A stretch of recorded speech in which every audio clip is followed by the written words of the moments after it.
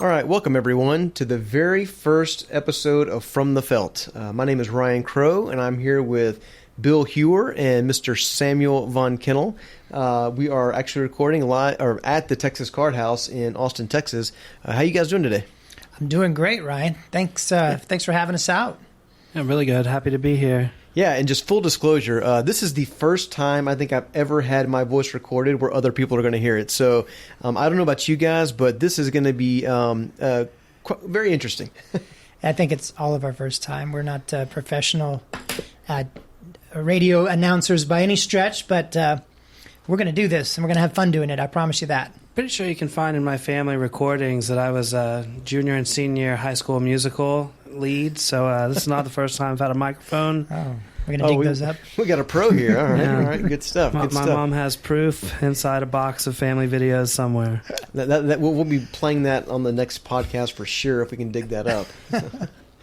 Well, good stuff. So this is a poker podcast, and I think one thing we all kind of have in common is we all love the sport of poker, right? And so one of the things that we hope to do in this is just kind of let you know a little bit about who we are.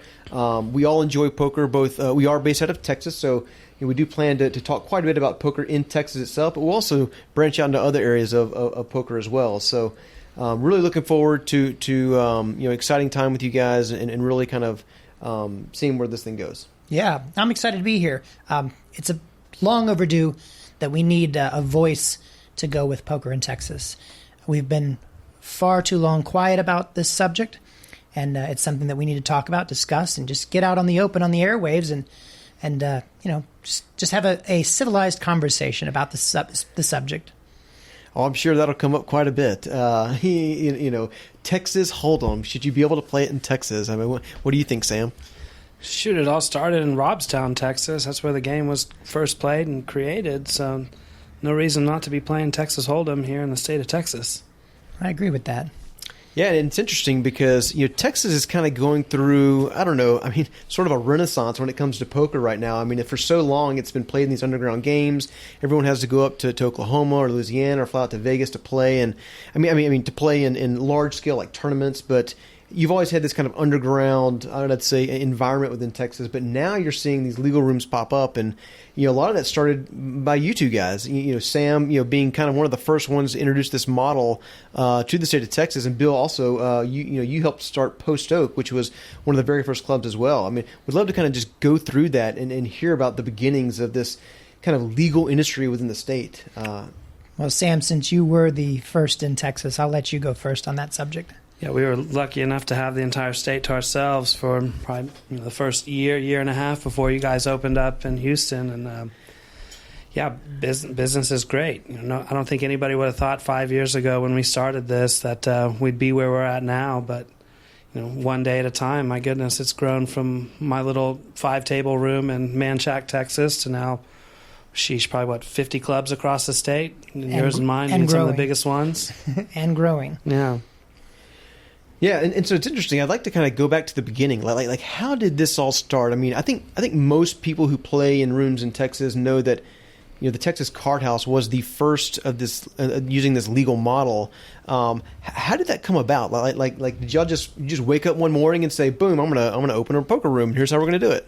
There'd been a handful of attempts that were similar. People had tried it. I wouldn't say that I came up with the idea myself. The idea was out there, but it was just a matter of perfecting it and crafting it to a fully legal business model. I was fortunate to be a member of several smaller attempts that tried it, but had a few missteps here and there. And me and a former business partner at the time, Dan Kiebert, would take little bits and pieces from what we learned from the underground scene, from the restaurant leagues, from the attempts at legal poker back in the day. We kind of took what we liked and learned and ran it through some of the channels. My background is lobbying for mainly oil and gas, but I know a handful of major players in the gaming industry, and so we ran our idea through some of the channels there, and we crafted it for a long time. It took quite a while to come up with what we've got, but it was a work in progress of taking the game from a traditional raked model to a membership and access fee model.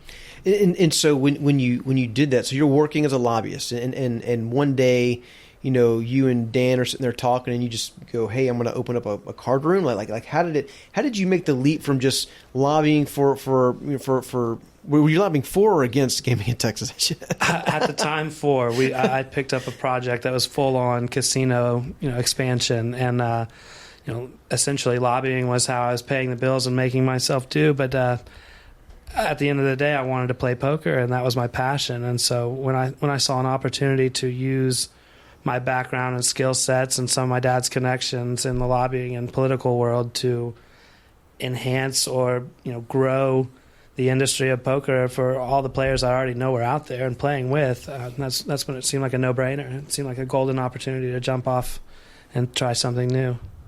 So you went and took your savings and opened up a room. Essentially that, yeah. I took everything I owned. A high school friend of mine, threw in a couple bucks where we needed, and we jumped off a bridge and made it work. That's very cool. Yeah, and so after that, I mean, I'll say soon afterwards, for about 2 years, I think y'all were operating as the only club in Texas, and then I believe it was Mint or Post. Which one came first after that? Mint came first. Okay, so yeah. Mint opens down in South Houston, and then Bill, give us a little bit of your background. Like, so you were involved with Post Oak when it started up, and actually, correct me if I'm wrong, but that was also with Dan Kiebert, who he was working with here in Austin. One of my original employees. Dan had moved from Austin to Houston, and we crossed paths, and he told me this idea, which I had heard, and I had been watching the Austin, Texas Card House from afar, just waiting to see how long it could last, if it was too good to be true or not. And after doing a lot of research on the subject, I felt confident that when Dan came to me and had this idea that I'd say, you know what, let's do it. Let's team up and let's make this happen in Houston. So Post Oak wasn't the first technically in the Houston area, but it was the first in Houston. Mint Poker, owned by a good friend of mine, Michael Eichmann, opened about 3 months prior to Post Oak opening. Post Oak was kind of the jewel of the area because it was right on Post Oak Boulevard in the heart of the Galleria. That's the center of Houston, for those of you who don't know the area, but it was the perfect place to put a room of its size and caliber. And it did very, very well. It was a great experience, a great learning experience.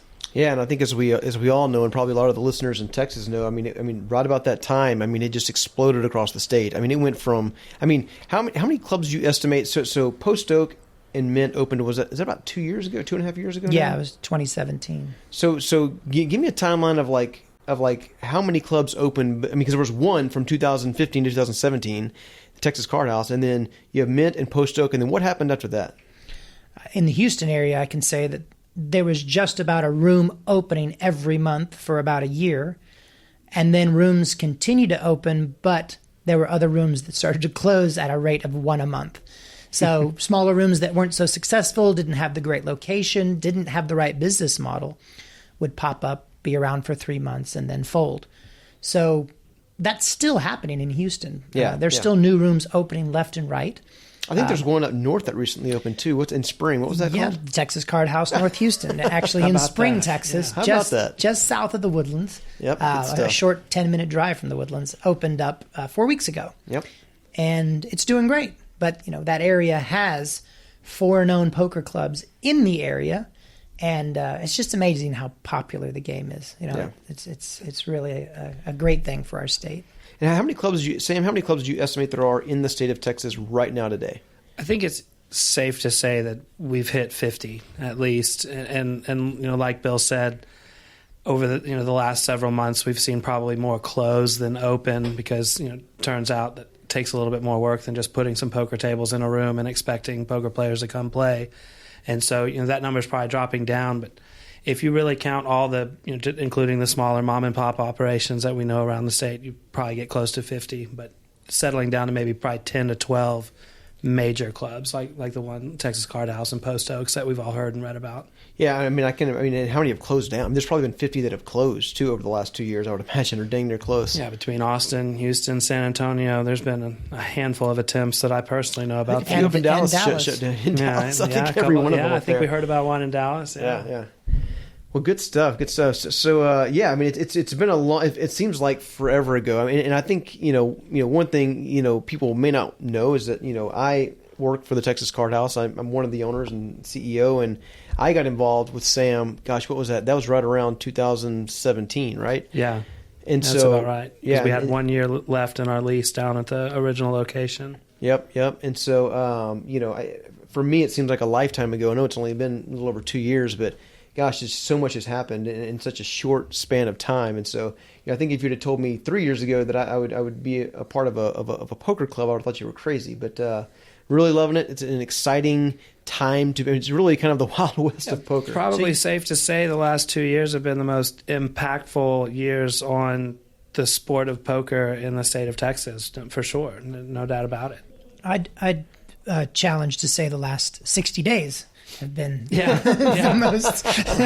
Yeah, Bill, we might get into that in a couple of future podcasts. Houston's been an interesting little hotbed for poker since what are they calling May Day? May Day.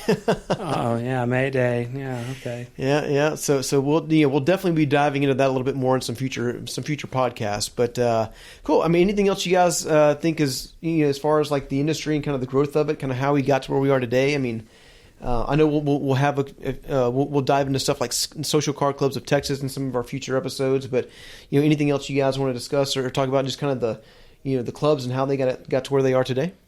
I think it's really thanks to the players. Thanks to the players and the desire to play this game in this state has molded the industry. The players go where the action is. The players go where the best deals are. And the players really dictate who wins and who loses in this industry. So being a customer service orientated business is so important. And that's what's kind of shaping this industry is the players. Yeah, and it's very competitive in most of the markets right now. And so I'm curious to hear y'all's take on like the underground, and I say the home game underground environment versus the legal room. Like, what have you seen as far as that dynamic goes between rooms that have opened versus the underground rooms?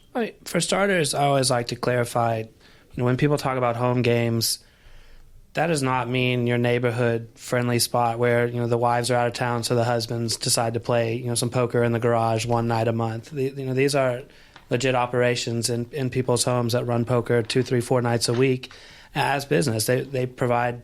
That's home game in air quotes, right? Yeah, that's home game in air quotes. That's what as you hear us use that term, that's what we're talking about. And I know in Austin and Houston particularly, there's a large network of these games that are very professional and very, very nice places, but they are taking a rake. Is that correct? But okay. Yes, the way they're set up, they are making profits on the more traditional casino methods, and it's unfortunate because of where we were at that some of these games were allowed to take percentages or rake far more than what the casinos would take, but they knew the players didn't have another option. So that's part of the reason why we kind of came on to doing what we do, but.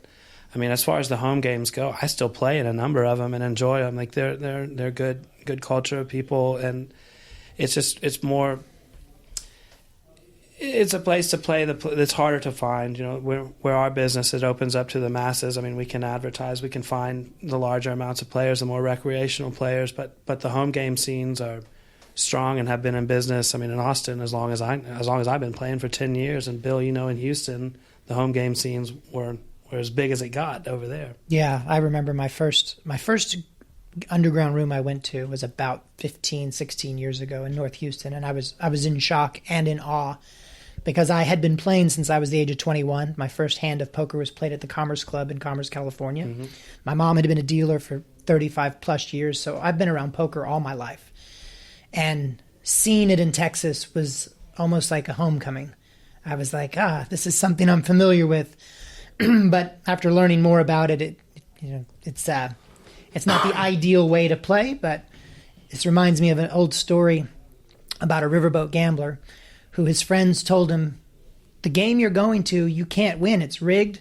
There's no way you can beat that game. Why do you keep going to it? His response was, because it's the only game in town. Yeah, where else are you going to go? You're going to drive to Oklahoma or Louisiana. And you're closer to Louisiana, but that's still an hour and a half drive, hotel fare. So, yeah, it's a no-brainer. You're going to play at a closer game, even if they are taking a little bit higher rake than in the traditional casino method. It's what the market will bear, right? So do y'all see a lot of players? I mean, is it pretty common for people who are playing in, like, say, here at the Texas Card House?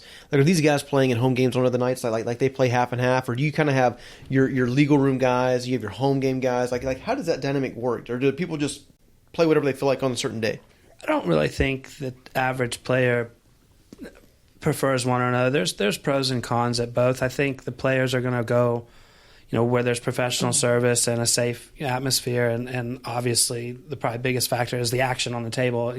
Am I going to be able to win some money? And so those things are looked at before I think a player chooses, well, this one's in a home and this one's in a business and this one's legal and this one is less than legal. And so I don't think they're looking at those factors more as they are where's their good dealers, where's their good action, and the best bang for their buck. And in my opinion, that happens to be at some of these legal clubs, especially at the Texas Card House. I mean, we've got staff and that are top of the line, and the prices are super competitive to anywhere that I've been across, all the circuit stops and everywhere that I've gone. It'd be interesting to actually send a survey out to 100 players and see how they rank dealers, food, rake, security. Absolutely. What is the most important to players? Yeah, that would be a very interesting data. Well, I tell you what, we've actually done surveys like that at the Texas Card House, because things have gotten pretty competitive in North Austin, and there's two things that we learned pretty quickly. One is players want to go where the action is. I mean, look at Prime in Houston. I mean, like they're charging $16 an hour. Yeah, they had rakebacks and stuff, but I mean that's where the action was. But the other thing that we've kind of figured out, and unless the action is so overwhelming, most players on a daily basis are not going. I mean, they're very sensitive to like the commute and how far, like proximity. It's very hard to overcome that in some cases. When before clubs opened all around Austin, I think we had it was very strong here. But now that things open down south and in the Northeast, I mean, it's just it's hard to get those players. They can drive 10 minutes, or they can drive 45 minutes through Austin traffic, and it's very tough to overcome. So, very very interesting. So what do y'all think as far as like what do you see going forward? Like where does this industry go from here? Like are we is this it? Is this as big as it's going to get? Do we think it's going to I mean with the stuff that's happened, the clubs getting shut down in Houston, Prime and Post Oak, do we think that is that the beginning of a trend of clubs getting closed down? Do we think we're going to end up be able to grow it? I mean, I know what I think, but I'm curious to know, what are your guys' thoughts on where that is and where we're going? Well, based on the case that's going on for Prime and Post Oak, I think that is going to be the factor that sends this industry one direction or the other. Either they're going to say our model is not legal by the standards, by the state law, or they're going to amend the state law to make it clear that this model is okay. And I believe if they say it's not good, that the model doesn't work by Texas state law, that the entire industry shuts down and goes back to underground, which would be unfortunate. Yeah. If it goes the other way, then I foresee clubs like Texas Card House and other clubs around sustaining until big boys move in. Yeah. If the clubs that exist don't become the big boys first. There's a club up in Northern California called Bay 101. It was owned by a guy, his name escapes me right now. He's a Greek guy, super nice guy. Met him a couple times before he passed. But I had learned that he had a small home game across the bay, and his home game basically grew, and he felt confident enough to open up his own card room, and Bay 101 was born. And it's a very large club, and it's one of the larger clubs in Northern California. You see it on TV, on FS, Fox Sports all the time. Yeah, they host the Bay 101 Shooting Stars tournament there. Yeah. So it's not a slouch of a room. It's not a mini room. But he grew as the market grew. He got to where he needed to be. And I think that's going to be the future for rooms as, if this case goes the way we want it to go and Texas decides that this is how they want poker to be, then that's where it could end up, is just like in California. I'd like to see in the future some clarity to the model. I mean, taking it just from me at the Texas Card House, we've gone through 3 or 4 different transitional swings from originally just charging membership by the month only. Then we did, day, month, and year memberships. Then we switched to seat rental. Then it was hourly club access. And you see all these other clubs now opening up, taking one of our older versions and tweaking it a little to their own. And so you've got a little bit here and a little bit there. They're all just kind of a little different from another. I'd like to see, as Ryan asked about the future, where do we see this going? Like some standardization across the board, letting us compete with each other when it comes down to things like pricing and service and quality. But when it comes down to the actual business model, getting that clear definition, if it takes state legislation, that's my background in business. I think that it does, but whether it does or doesn't, getting some clarity across the board for the business would be nice, in my opinion, to see as these clubs move forward. Not only clarity, but regulations. Yeah, and that's something I think we'll dive into deeper in future podcasts. I mean, I think it's important for us to kind of disclose that we specifically, Sam and myself are kind of spearheading the Social Card Clubs of Texas, the nonprofit that essentially has hired a team of lobbyists that has been working quite a bit on trying to get some clarity at the legislative level. And so that's something we'll dive into. I mean, and obviously we're talking in generalities here, but we have a pretty good idea of where a lot of that stuff's going, probably more than the average poker player within Texas, and definitely something that we're going to jump into in the future. But as far as like, the Dallas region, I feel like one of the things that's interesting today is that it's really the state's left it up to the local counties to decide whether or not you can do it. Like we've gone and spoken to DAs in certain counties, and they're like, "Hey, not here." And we've spoken to other ones, and whereas they can't tell you it's legal, they've said, "Hey, if you're not doing any extracurricular stuff, you're probably going to be okay. You can open." And so it's interesting just how much power is in the DA's hand for just how differently they interpret it. And I think that's what's really frustrating for us as a company as we try to expand. We've opened a location in Austin. We've opened one in Houston. We've got several other locations we're about to open. And the biggest challenge has been, making sure that wherever we go, that we're not going to have someone tapping on our door saying, "Hey, you got to shut your doors," a month after we open. Yeah, that would be unfortunate. But it's a place. It's a time where you've got to tread carefully. You've got to do your due diligence and see what the local county, how they feel about it. And yeah, I mean, I know that better than anybody. It's crazy, though, too, because, I mean, in counties like Dallas and Fort Worth, where we've experienced some pushback and some negative feedback, it makes no sense because you go to WinStar and you go to Choctaw and you drive through their 7-story parking garages, you see nothing but Texas plates. And even on the WSOP calendar right now, if you look it up, it says Choctaw/Dallas. Like it's not even in the state, but it's they're advertising Dallas because they know where their market's coming from. They know where their bread's almost buttered. Like a suburb of Dallas now. Yeah, they call it the WSOP Dallas stop, and it's in Oklahoma. Wow. It's not even crazy stuff. Speaking of, I mean, the WSOP, we all took a little trip out there not too long ago. What'd you guys think this year? I mean, I know, Sam, you've gone for quite a while. Bill, I don't know how often you go, but what did y'all think of the WSOP this year? 50 years old. It's never been as big and bad as it was this year. My goodness. Besides the main event, what didn't break its record, but as a series in itself, all the events collectively, my goodness, it was nothing but long lines and wait lists and alternates, and yeah. I didn't have the same experience but as long lines. Ryan and I stood in one line together. We were probably in that line for 10 minutes, and it went pretty quick, and we got into our tournament, and I thought it was, for the undertaking, I know what kind of work and the amount of power and people that goes into something like that. I mean, it's a huge undertaking.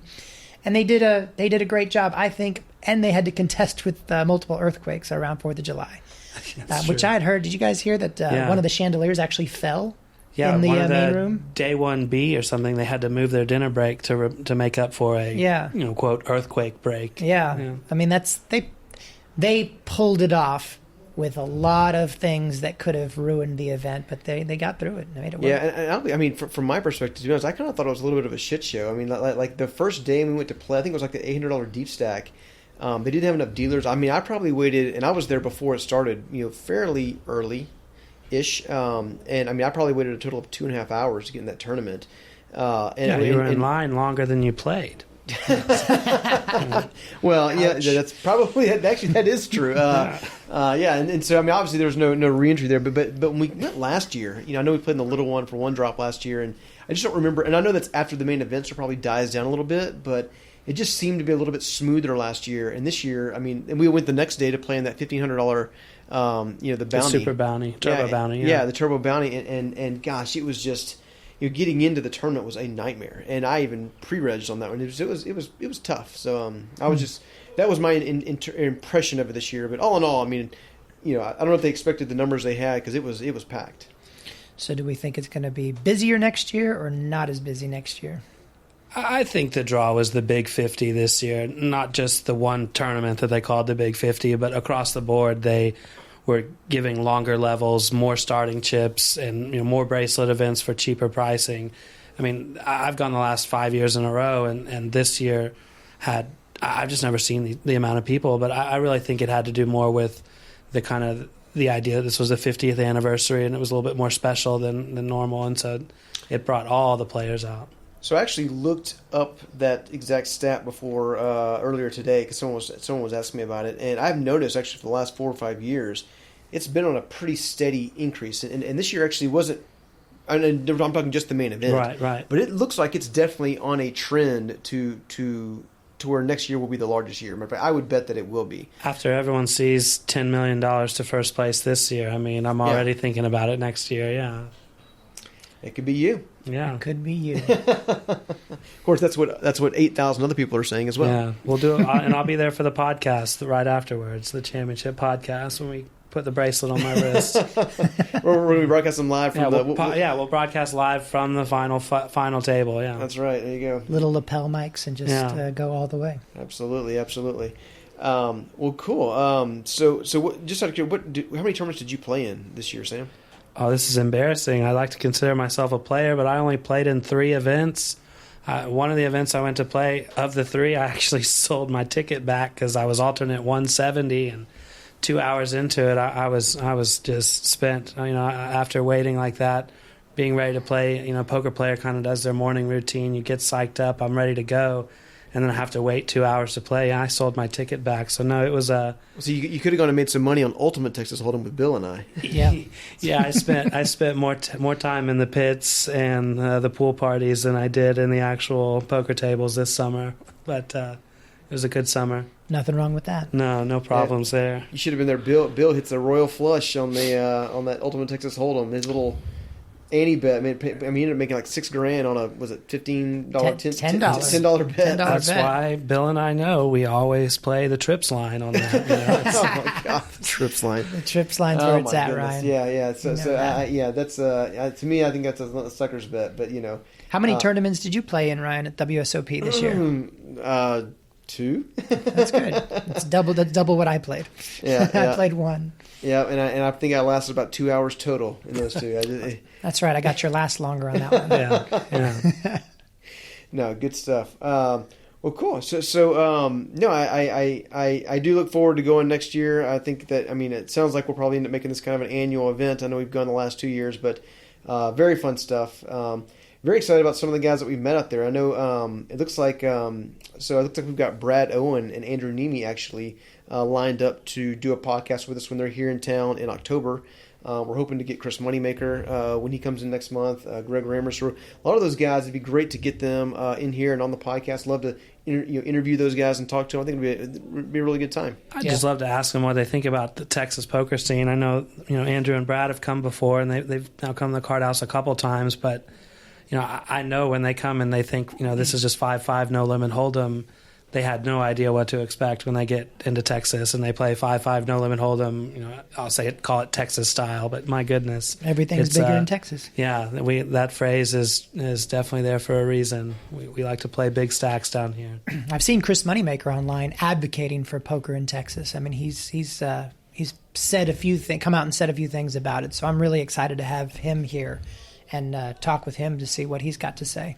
Yeah, and he'll be, I think, in Austin in August and then in Houston in September. Is that correct? The part of the Moneymaker Poker Series, tournament series that he's doing? Okay. Well, no, just for the Texas Card House. He's coming for a couple of days on each one. But no, that'll be exciting. I'm very anxious to meet him and have him here and certainly get his opinions, and then, of course, play a little poker with him as well. Yeah. So I can take some of that money off of him. Yeah. See if we put a bounty on his head, who can knock him out. I know, right? Okay, well, I think it's about that time. Is there anything else that you guys want to cover before we wrap up this first episode? I don't know. I think we covered a lot of bases in this one, and great job, Ryan, for moderating and keeping us on track. I can't wait for the next one. All right. And with that, I think we'll go ahead and wrap things up. I want to thank everyone for listening. And, of course, thank you guys for agreeing to join this podcast with me. Our expectation is that we will be releasing a podcast roughly every week. You'll be able to find those podcasts on by downloading the Yak app. That's YAKK, or going to the Texas Card House website and clicking on the podcast link. Thank you, everyone, and hope you have a great day.